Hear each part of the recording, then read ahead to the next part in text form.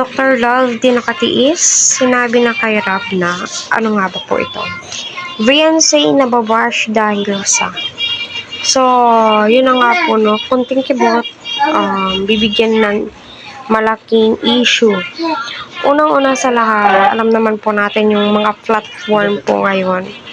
And especially si Beyonce, alam po natin kung gaano sila kasikat, lahat ng K-Angels, no? Sikat po silang lahat.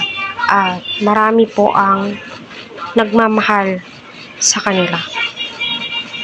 Ang pagtitiktok nga ba ni Beyonce ay nakakadulot ng masama para sa kanya? May posibilidad nga bang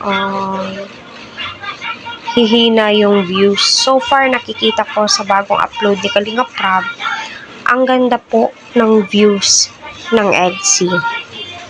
About naman po sa pagtitiktok, yan po yung dahilan kung bakit nababash si Beyonce.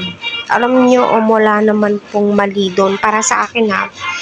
Kasi unang-una sa lahat, si Beyonce ay mahilig na pong mag-TikTok noon pa man. Wag na lang po natin bigyan ng mga hindi magagandang komento. As long as nakikita natin nag-e-enjoy, hindi po sila or hindi po siya lumabag sa protocol ni TikTok. Alam nyo, kapag lalabag ka po dyan, marirestrict ka eh. Pero hindi naman po, 'di ba?